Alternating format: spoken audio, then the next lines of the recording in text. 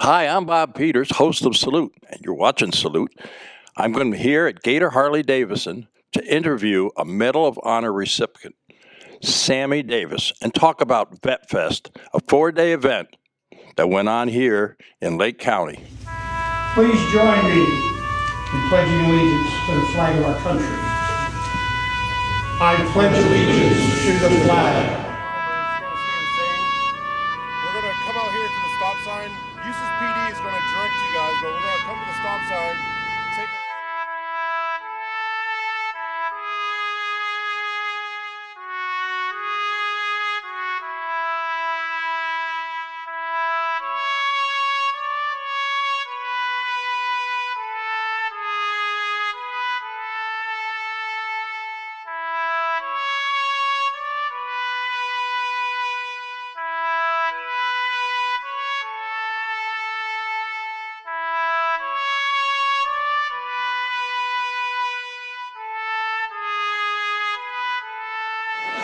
I'm here at Vet Fest.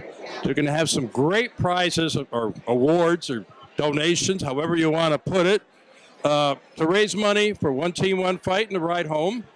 And I have with me an artist and a dear friend and a veteran, Oscar Morrison. I almost said Bob. I kid around, call him Bob. Oscar, tell us a little bit about this. All right, this is a piece of cork from a bald cypress tree. It's the base of a dead cypress tree. It's hard wood to find, but it's really light, and I just used it because I could shave it out more. Got the rattlesnake, which is like a ceramic that I got from Hobby Lobby, and then just played around with epoxies and got it lit up. And went ahead and put the theme on there, Don't Tread on Me. And we auctioned it off for free canes for veterans last year, and I think Keith Totten from One Team, One Fight for PTSD bought it. Now he wants to return the favor, and he's putting it out tonight to auction it off. I'm here now with Oscar, and Keith has joined us from One Team, One Fight. The proceeds from this are going to go towards your organization and the Last Ride, which is our Vietnam Veterans Group. And you want to tell me a little bit what you got planned? You got a lot going on this weekend, right? Yeah, we had the moving wall escort, which we had yesterday. We had the ceremony at 1800, which was very well.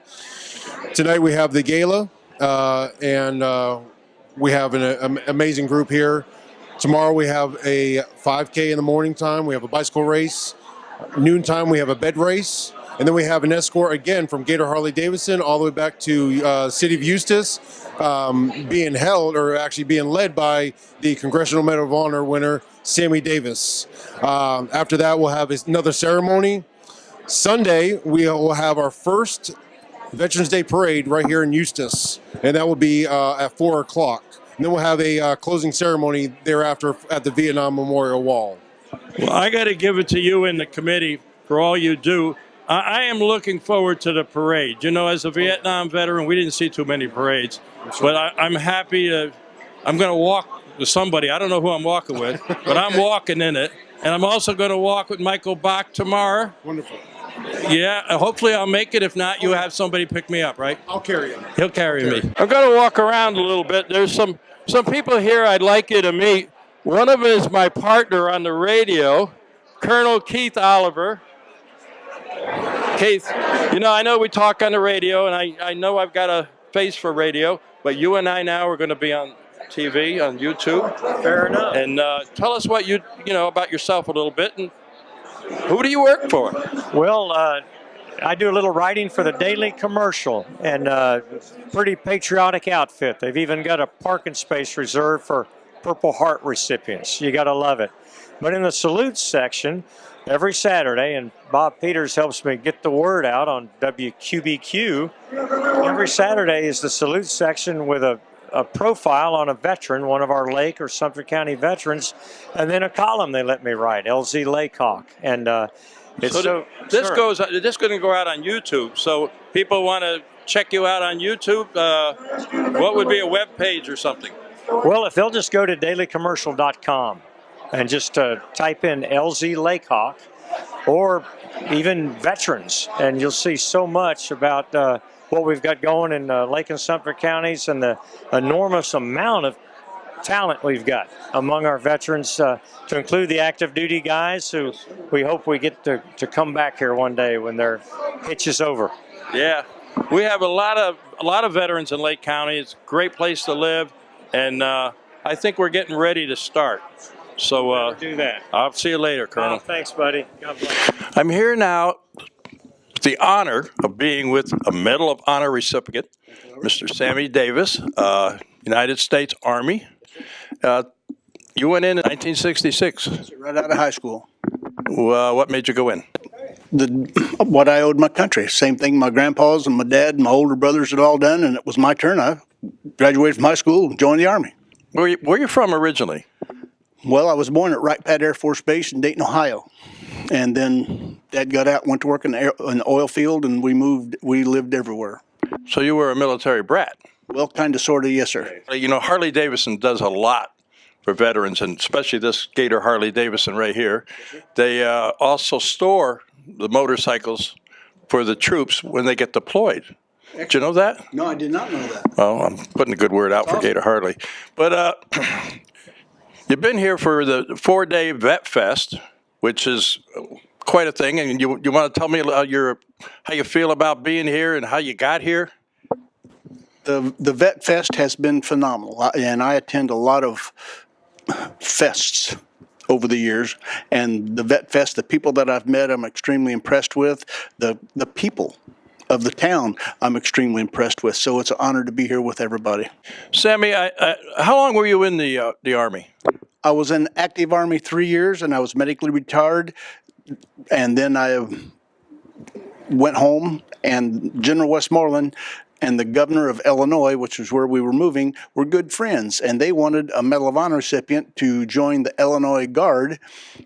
And so they worked out a special deal. As being medically retired, I wasn't supposed to be able to join the military again, but they worked it out, and I stayed in for 18 years. Oh, God bless you. And then was medically retired again, really. Well, we do have a video that we're going to play that talks all about your situation when you were in. But, we were at the dinner last night, and they had, you were there with your book and your beautiful wife, and she has a book. Yes, sir. And you want to tell us the name of the books? Tell us a little bit about them.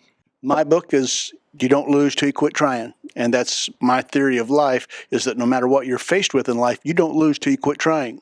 Dixie's book is Endless Love and Second Chances. And her book is about us and how we got together and the stories. My book's a good book. Dixie's book's an awesome book. Good move on your part. It's true. Yeah. I imagine she had to go through a lot when you came back, because when we all came back. Dixie and I weren't married when I was in Vietnam. Dixie and I have only been married 15 years. Both of our spouses passed. Dixie's husband was a 3-tour Navy corpsman, and me and my wife was married 35 years. Both of them died from cancer. And we were all friends. Dixie's husband, Tim, and I had been brothers since the 70s. He was Martin and Holiday, the entertainment group, the band. He was Holiday.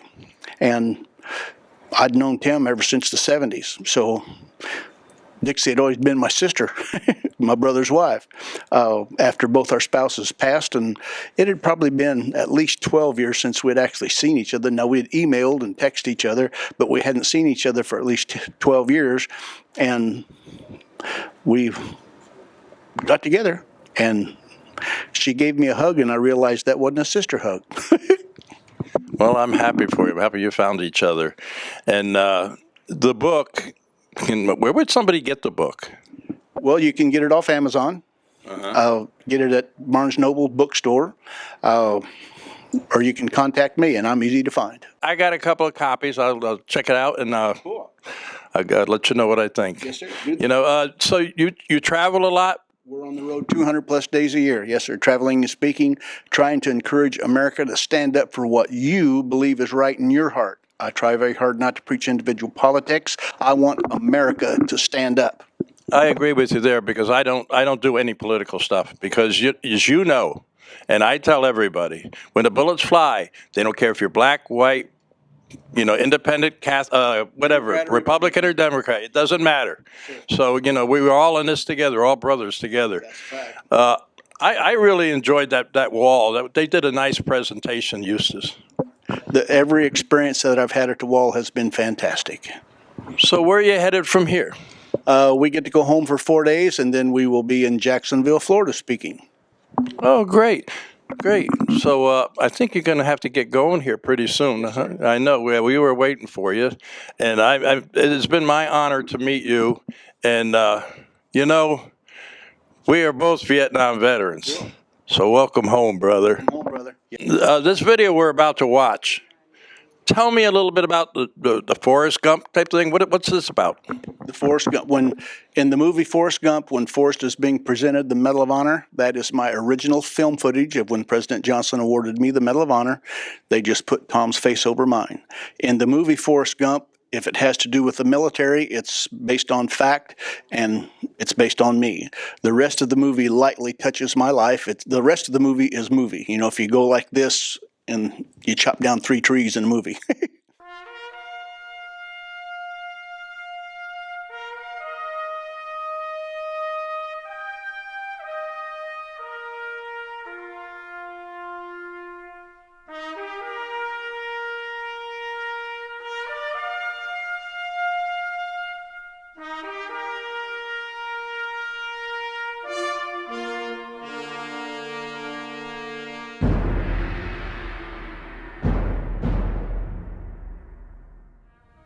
I was working at a bowling alley. I ran the restaurant at a bowling alley, and we had a television, and there came a very short clip of the president putting the Medal of Honor on Roger Donlon. And he just, standing so tall and so straight. And now, because of the military people in my family, I was very aware of what the Medal of Honor was. And I thought, wow, when I grow up, I'd like to be a soldier like him. In 1965, after finishing high school, Sammy Davis enlisted in the Army. His father had been an artilleryman during World War II, and he volunteered to do the same. Upon the completion of training, he requested to be sent to Vietnam. Our job was to provide close and continuous support to the infantry. That's the artilleryman's job. So we would sometimes have to fire almost continuously for 8 or 10 hours.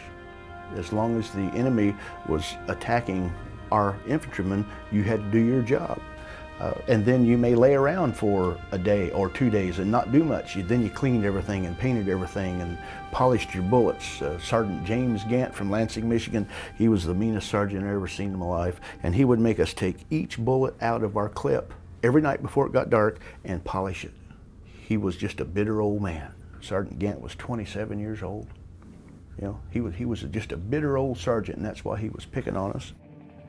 On November 18, 1967, Davis's unit was airlifted to a tiny island in the Mekong Delta near Kai Lay, Vietnam.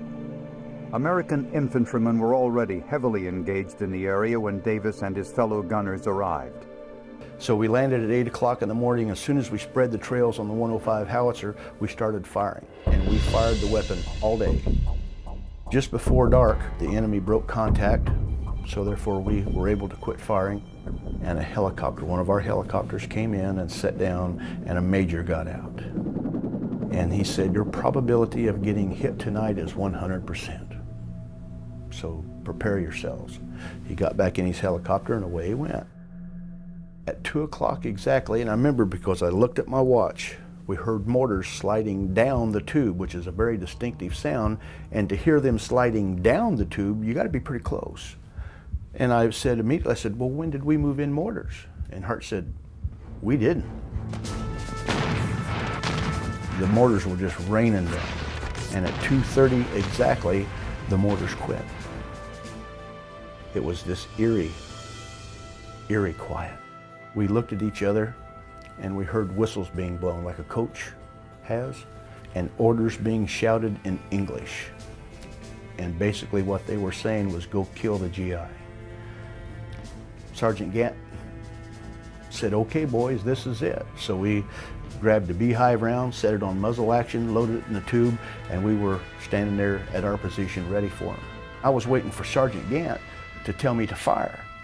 Now, I knew not to fire until he said fire no matter what was happening, and I could see the enemy all around us. They were doing mass assault waves. Then he said fire, and I pulled the lanyard. Well, the weapon went off, did its job, but the enemy had set up a rocket right across the river from me. And when I fired, they fired at my muzzle blast. When it hit the shield, it blew me off the piece. It also hit Sergeant Gant right in the chest. And the last thing I can remember was Sergeant Gant just disappearing into the darkness. Well, the enemy started turning my howitzer around, supposedly to turn it and fire it at our guys. If I'd been awake, I would have known that our next gun back was going to fire a beehive round. Standing rule is you never let the enemy take control of the weapon. You know, common sense. But I was not, I was unconscious. So when the enemy started picking my howitzer up to fire it, Bill Few from Rising Sun, Ohio, fired the beehive. A beehive round effectively turns the 105 howitzer into a shotgun. It fires 18,000 little darts, beehive darts. From mid-thigh up to and including my fourth lumbar vertebra, I had about 30 beehive holes that just passed through me. I had a flak jacket on, which is the only thing that saved my back. When they fired the beehive at me, it woke me up, and I rolled over and I rolled face up in the bottom of my foxhole, and I'm looking up and I could see all these pretty lights going right over the top of my foxhole, and I thought, wow, it's just like Christmas. My hearing went like turning the stereo from 0 to 50. You know, went from hearing nothing within just a very short period of time. It got loud enough that the smoke started clearing out of my head, and I'm starting to realize what's happening, and those weren't just pretty lights, they were tracers. So I kind of raised up on one elbow, and I looked down, and there was 150 to 200 enemy right there. Well, I picked up my M16. I had 12 clips, which is roughly about 180 rounds. And I started doing my job as a soldier. It was just like living in a bad dream. You know, no matter what I did, it's like I wasn't doing nothing to them. It was a reinforced battalion. It was 1,500 against 42 kids, and they just kept coming. Well, I fired the last rounds, and I didn't think that I was probably going to see daylight, but I wasn't going to quit. You know, because I thought, well, if I don't do my job, those guys behind me ain't got a chance. So I thought, well, I'll see if I can get off one round from the howitzer. So I scrounged around, found a beehive round, set it on muzzle action, found the canister that had not been fired, had to find the powder because we'd had everything set up nice and orderly, and naturally the mortars had blown everything askew. Now the enemy's still doing their job. I mean, they're everywhere. So I was having to hide and lay in the water, and they'd run over me, and finally when I found all the components and I loaded the piece, I pulled the lanyard. The gun didn't go off. It went, when I pulled the lanyard, it went pop, and my heart just sunk, you know, because this was my last effort. But I could feel the gun kind of going. And then it went off, and it went boom. I had overcharged it. Figured I was only going to get one round. I wanted it to be maximally effective, so I filled the canister full of loose powder. Later they told me, says, yeah, man, we thought that you had rigged up some kind of big flamethrower or something because of all that wet powder. That's why it didn't go off immediately. Well, I was still alive. I thought, well, maybe I can get off one more round. Well, I one more rounded it until I had heard someone across the river shouting, "Don't shoot, I'm a GI." And I seen Gwendell Holloway, my brother, standing up waving these boonie hats saying, "Don't shoot, I'm a GI." And I said, my God, somebody's got to go get him. By this point, my body was in real feeble condition, and I knew I couldn't just run down there and swim across the river. So I thought, well, I'll find an air mattress. That's what the Army had given us to sleep on. So I crawled down to the river, swam across the river, stashed the air mattress in the bushes, and started making back to where I'd last seen Gwendell standing. There was a foxhole there. And instead of just one man being in it, there were 3 men in it. Well, I knew I didn't have the strength to make 3 trips. It had taken me about 45 minutes to make that trip over to that point. and I was just getting so tired. So I asked the man above to give me the strength to carry all three of my brothers at one time. Despite his massive injuries and the unremitting ferocity of the Viet Cong attack, Davis made 2 agonizing trips across the river, shuttling his wounded companions to relative safety. They pulled Jim up on the bank and started doing what they could for him, and I started crawling back to help Bill Few's guys when I came across my Mino Sergeant Gant. About half his body was in water, had this big hole in his chest, and he couldn't talk, but he picked his hand up. And I thought, my sergeant wants me to hold his hand. So I kind of crawled up and I grabbed a hold, and I still was hoping that he was going to tell me what to do next, you know. And I grabbed a hold of his hand and I looked down in his eyes. The light bulb that comes on in your head that your daddy always told you about, the light bulb came on. All these things that he had, you know, polishing the bullet, the beehive round, setting the time fuse on it, setting out in 100-degree heat with a blindfold. Sergeant Gant shared with us the things that he knew was going to help us survive. And when I looked down in his eyes, I knew that he didn't hate me, that he loved me. You got to love somebody a whole lot to pick on them and teach them things. Jim Deister was one of the last people that we loaded on the helicopters. He was with our dead. The medic in the helicopter seen a bubble come up through the chest wound that Jim had in his chest. He'd been shot in the chest also. And took his stethoscope off and put it on his heart and had a heartbeat. And Jim Deister is alive and well today, living in Salina, Kansas. I got to hold Jim Deister's grandbabies. What an awesome feeling. Knowing that if I hadn't done my job when I was just a kid, that this precious little thing would not be here. There were 11 of us left standing that morning out of the 42 that started, 12 counting me. The other 11 men are the men that put me in for this.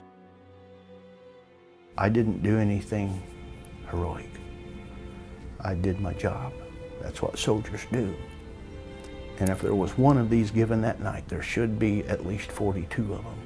Because if any one of us had not done their job, there would be none of us alive. It sounds silly perhaps to say that I went to war and found out about love. What real love is? You know, I didn't go to war to kill people. I went to war because I loved my daddy. I wanted him to be proud of me. I went to war because I loved my grandpas and I loved my country. And when I got over there, the reason why we fought so hard was because we discovered we loved each other, that we were all we had. And they became brothers. We became brothers. And that's lasted up, you know, it's been 36 years and those men that I fought with are still my brothers. So I learned about what real love is.